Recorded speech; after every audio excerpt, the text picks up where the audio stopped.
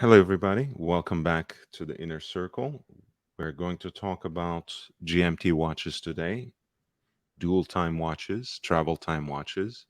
Of course, everyone knows the Rolex GMT-Master, and everyone loves the Rolex GMT-Master. It's one of those iconic watches from the Rolex professional line. It's one of those immediately recognizable Rolex sports watches. And you might even say, right after the Daytona, it has solidified its place as one of the most desirable Rolex sports watches, surpassing and superseding the Submariner in the recent years, if not in sales numbers, certainly in demand and desirability. But I'm here, as you know, to provide you an alternative, to provide you a different outlook, a different kind of perspective.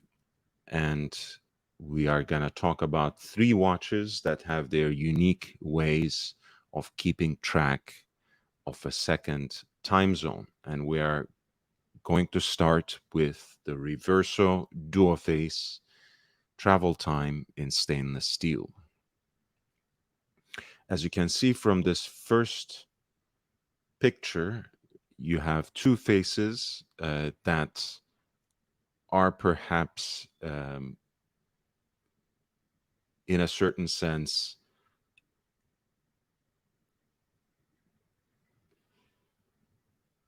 very they're not only very different from each other, but they're also white and black, day and night. So there's a sense that they went as far as they could to give you a different picture, which admittedly is my least favorite thing about dual face reversal watches. That's why I prefer the ones that have a blank canvas on the back, or if the movement is impressive enough, an exhibition case back. On the other hand, the argument for the dual face reverso, especially when it's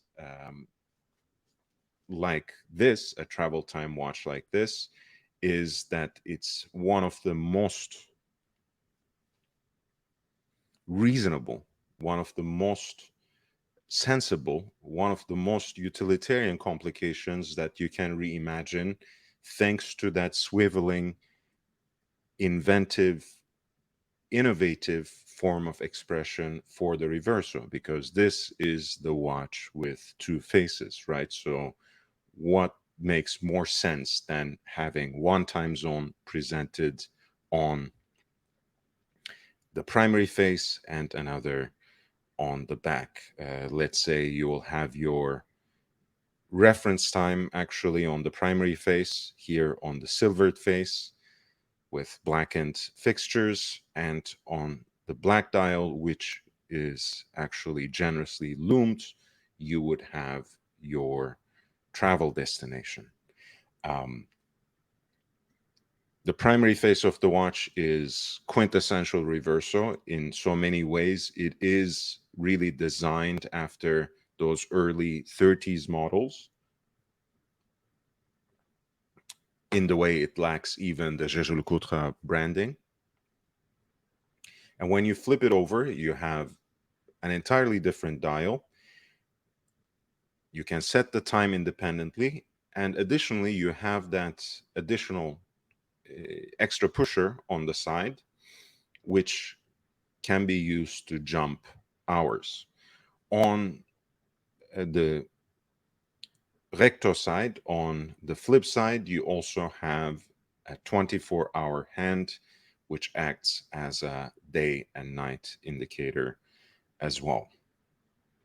I really do like the flip side because it is the black dial for the reverso is a very distinct feel. Um, it's very different and has maybe even a slightly sporty edge to it,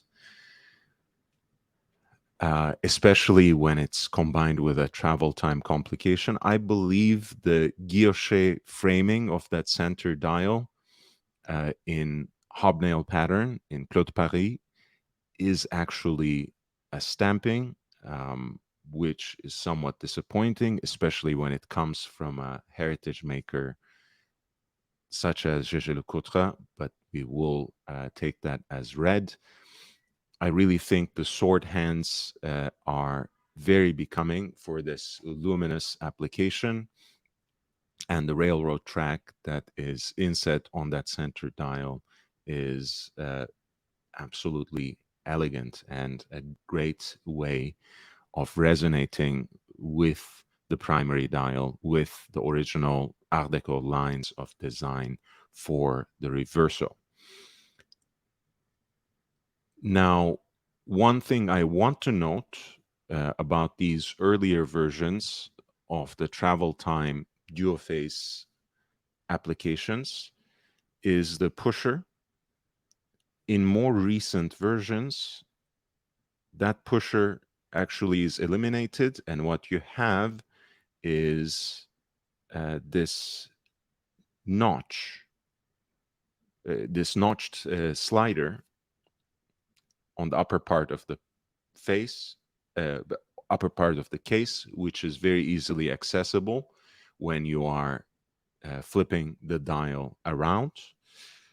Um, you might say it's aesthetically more pleasing, and I agree for the most part, but these earlier executions of the dual time in the reverso case, in the dual face reversos, therefore gives you an even better dial. And here you have a piece that has an extended manufacturer guarantee, its original guarantee card, a travel pouch, and the outer packaging from just a couple of years ago. This is the jaeger-lecoultre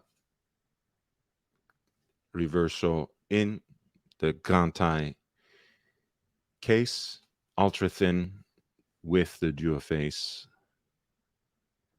It is right under $10,000, listed by a professional dealer out of the United States, 9,985 on Chrono24.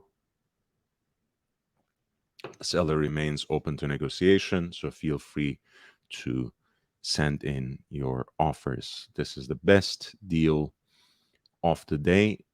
We have something very interesting for the second one.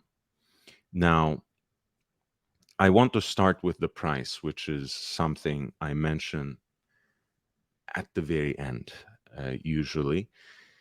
I chose this model to basically present you the idea with the Daniel Roth revival that has been taking place at La Fabrique du Temps under the premises of Louis Vuitton. There is a very energized and enthusiastic demand for Daniel Roth watches on the secondary market.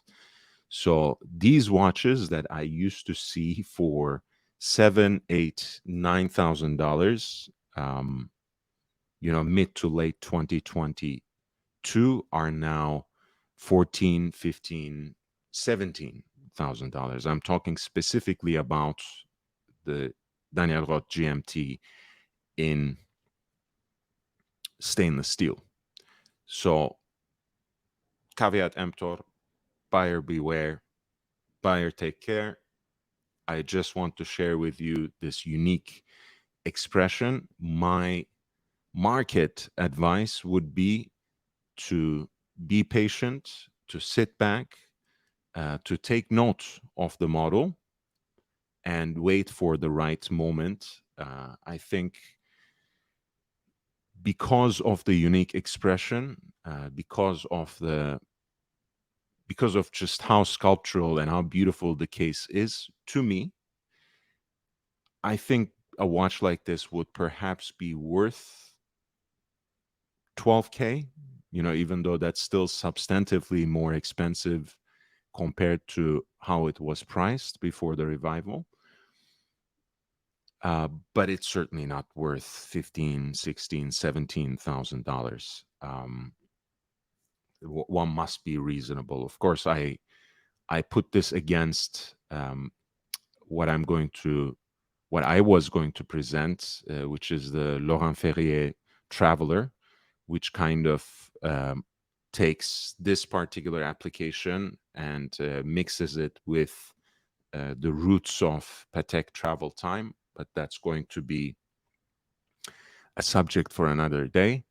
Those watches are going for, of course, 45,000 plus, even before you get to precious metals and noble metals. So, already in the changed landscape of haute horlogerie, in the changed landscape of luxury watches, stainless steel is worth its weight in gold.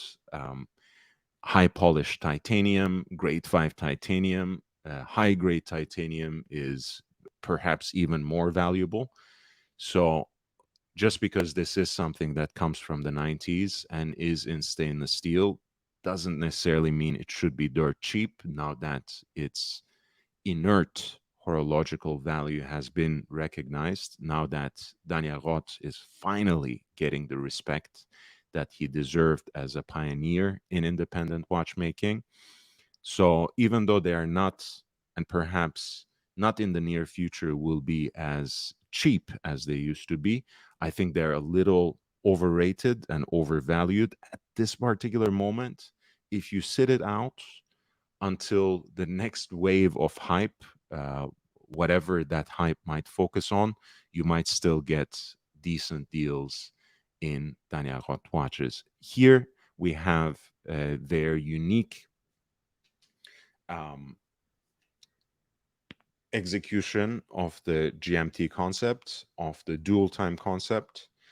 This is a watch, I think, that is an early product of the hourglass era when the Singapore based company bought a significant stake in the company.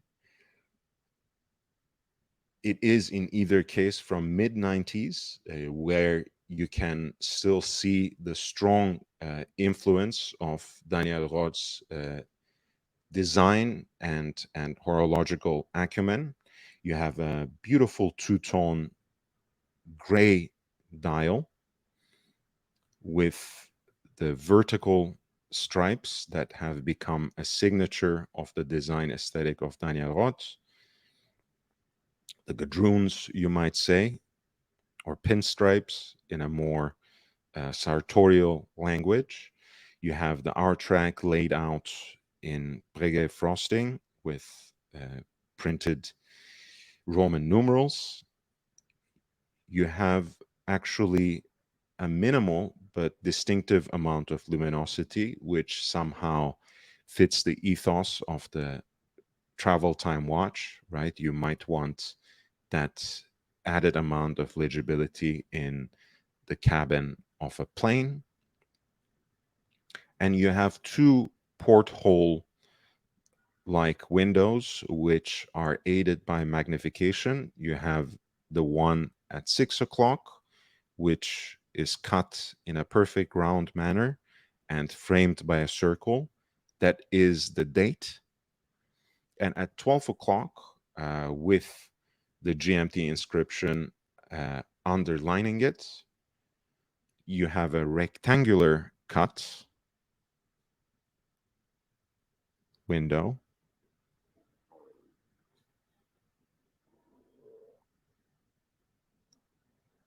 which is actually, well, I shouldn't say rectangular. Actually, it's an elliptical cut window in a way that it echoes with the ellipsocurvex, with the double ellipse shape of the case. You have the reference time. You can, of course, set it to GMT. You can set it for your home. You can set it for whatever you deem to be your reference, and you can use the hands, of course, which you can set by the crown for your local time. You also have the added pusher at 2 o'clock, which can help you quickly jump uh, the hours. It's beautiful added convenience. I think this is a great design. It's really a mystery to me why more brands don't use this kind of expression. I have to agree when these two windows are lined horizontally, it's a little confusing, perhaps especially approaching it from the Rolex realm of things when I always look for the date in that axis. I find them a little more legible and less confusing when it's laid out vertically like this. Um, Perhaps it's because of that possible confusion between the secondary time zone and the dates that people don't use it. But in either case, I think it is a very practical, perhaps even ingenious expression of the concept. So I really like it. This particular example, despite its um, salty price, actually arrives with its original packaging, the unique elliptical presentation box, as well as its original documents, the certificate of origin and international warranty. The case, as you can see, has an exhibition case back, and the movement is finished in a manner that might not be all that impressive for the macro shot era of high horology, but is still quite masterful and austere in its expression. This is the Daniel Roth Ellipsocurvex GMT in an early stainless steel version. It is listed by a professional seller professional dealer out of the Netherlands for 16,847. That is the buy it now price. The seller remains open to negotiation. Uh, if they would accept 12,000 or something like that, I would go for it right away. Uh, but I think that's too much of a gap, so I wouldn't want to disrespect them. The third watch is even more unique in its expression, even though you might see elements of this um, in terms of the two portholes. This is the Van Cleef Arpels Heure d'ici et Heure d'ailleurs, time here, time elsewhere.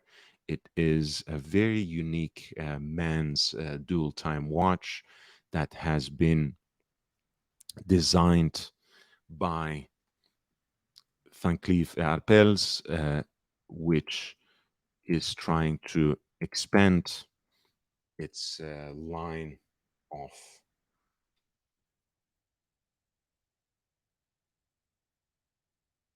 men's watches,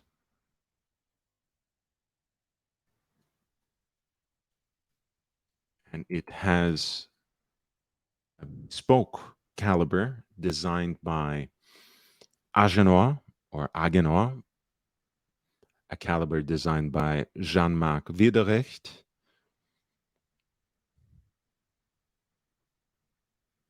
and it has two jump hours for two distinct time zones. I suppose you would prefer to match the script, so to speak, and put heure d'ici, time here, at around 11 o'clock, and heure d'ailleurs at 5 o'clock. You have the minutes expressed on a fan like scale between those two jump hour windows, between those two portholes. So the minute hand will actually fall right back to time elsewhere at the top of the hour as both change. The case is a very elegant round shape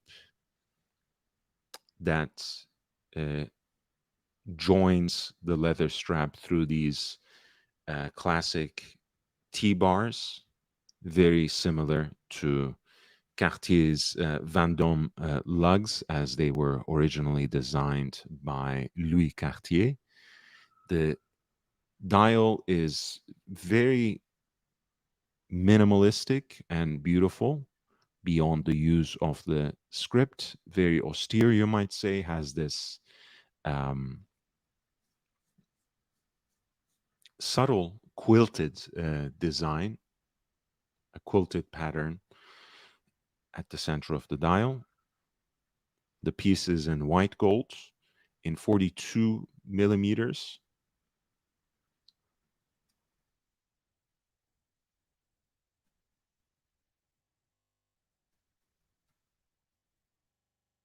And since it is less than 8 millimeters thick, it is actually quite convenient, quite comfortable on the wrist. And I think it wears extremely well. I had the chance to try this on a few years ago. Um, on my wrist, it's barely a good fit. I have to admit, it is still a big watch, no matter how slim, how sleek, and how discreet it is.